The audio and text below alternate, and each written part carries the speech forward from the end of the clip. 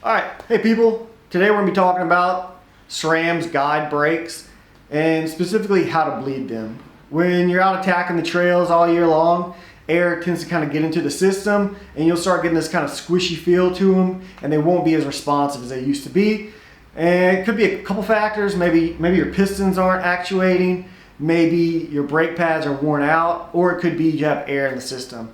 So today we're going to be just talking about how to get the air out the system.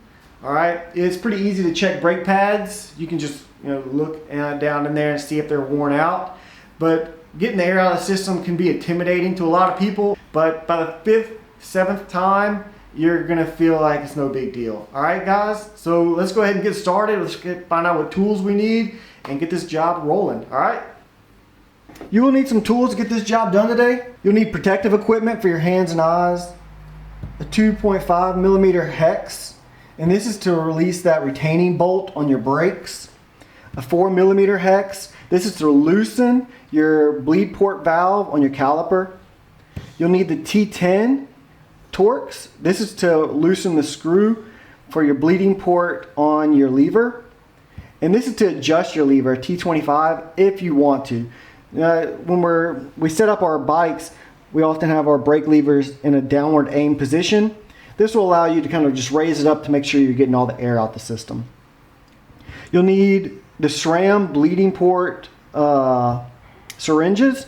This is from the Avid model series. It has a normal screw port.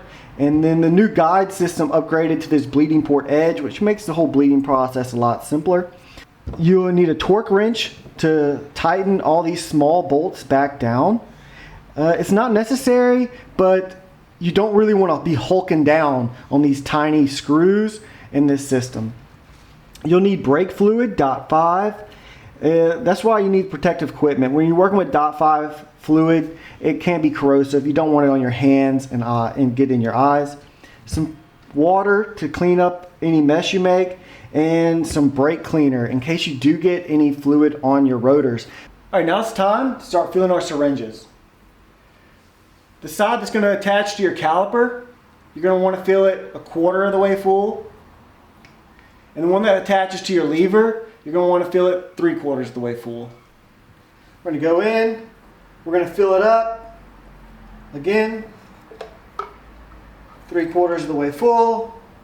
You'll see some air bubbles in here. You want to get those out of your system. So all I'm going to do, get a napkin, get these initial air bubbles out. If you close the lock here and you pull down, it'll kind of get some more of these air bubbles out of the actual fluid as well. Do that a couple times, release. Just like that, this one's ready to go. The caliper side, as I mentioned beforehand, you're going to be filling this 1/4 of the way full.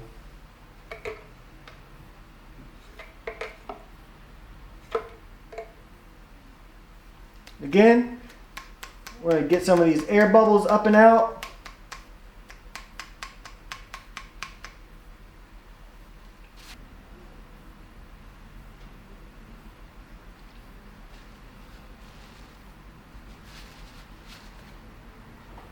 Lock it.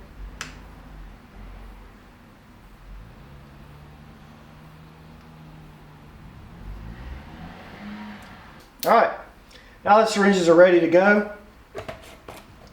All right, for this part of the job, I went ahead and took my gloves off because they possibly could become contaminated when I was filling my syringes.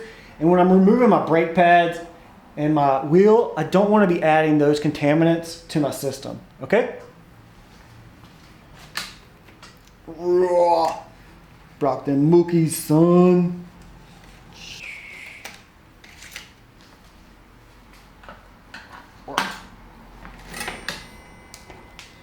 Get this out of the way. At this point, you want to remove your brake pads with the 2.5 millimeter hex. Just gonna break that loose. Set off to the side.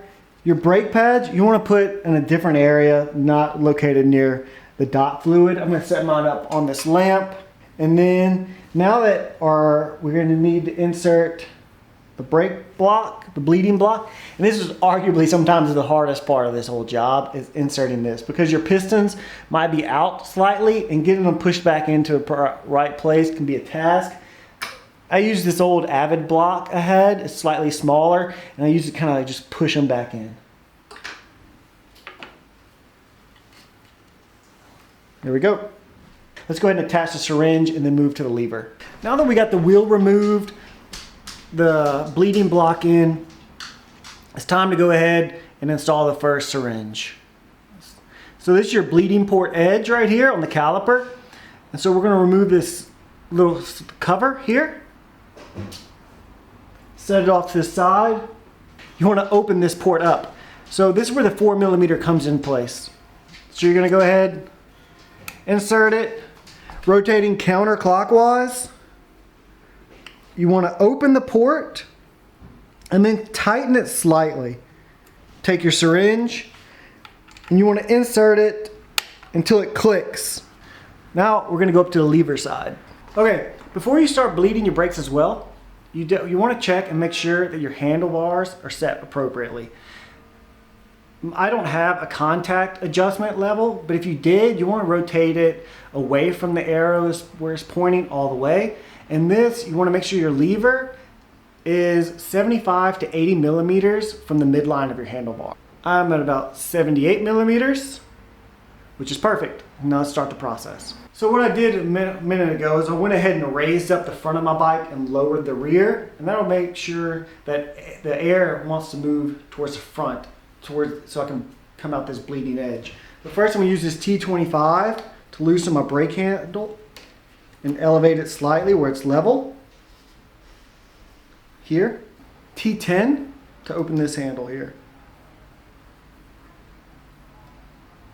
Just like that. I'm going to put this off to the side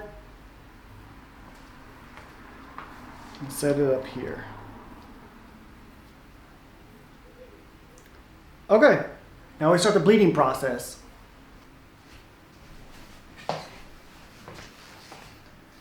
Alright, so with one person, this task is kind of like moving all around, but it's definitely doable. You want to move the fluid with this syringe, and this syringe down here will just be like a secondary. Okay, so on the bottom syringe, we're going to open it up one full rotation, not to exceed 2. Open them both up.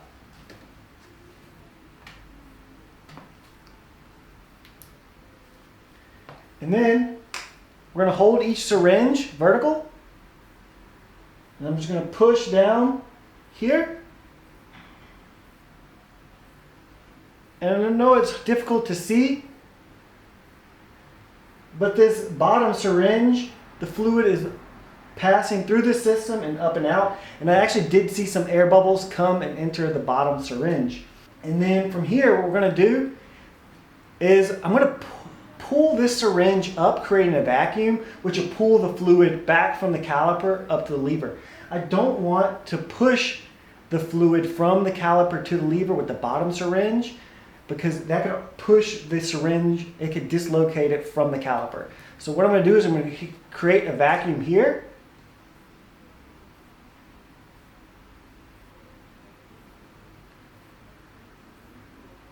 And very lightly I'll be pressing the back syringe down. We want to do this until the rear syringe has a little bit of fluid left, and then we'll alternate. I'm pushing this one back down, and that's pushing the fluid back to the rear. So from this one, I'm going to turn clockwise, closing this bottom off. And then the rest of the job will be finished up top. So now the bottom caliper, it's closed off. And so what we're going to do here is we're going to go ahead, pump the lever, create a vacuum, and push it down, prime the system. Do it again. Pump the lever. Create a vacuum. No, I'm not seeing any air bubbles come through. Pump. Vacuum. Okay, I'm not seeing any more air bubbles come through. So I believe the system's good. So we're gonna go ahead and close this clamp off. Paper towel, because we will lose some brake fluid at this point.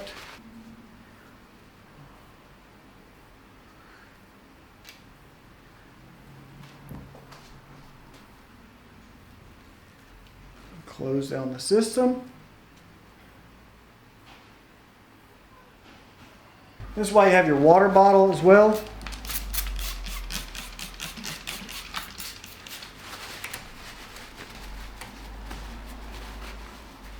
Let's go ahead and remove this back syringe. We're going to pull directly out. Clean with water.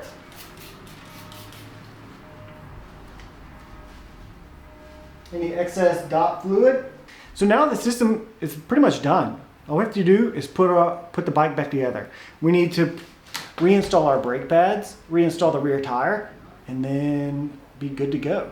And then eventually we will, once the bike's back in a position that we can sit on it, I want to readjust this brake lever and make sure it's back where I want it. And this is where your torque wrench comes into play. You want to set your torque wrench to 2.5 Newton meters and tighten up all the bolts that you use on this process. Starting with your rear caliper, bleeding port edge, 2.5 Newton meters, just like that. Reinstall plug. Perfect. Your lever will need to pump about 3 times. So 1, 2, 3. Just like that, we have rear brakes that are bled and ready for action. Alright, so at this point, we've bled the brakes, everything's put back to normal, and we're ready to go for a ride. I hope you liked the video. For the next upgrade I'm going to do on this bike, I'm going to be converting the tires to tubeless, so be sure to check that video out. And if you have any questions, let me know. And thanks for dropping by. Later.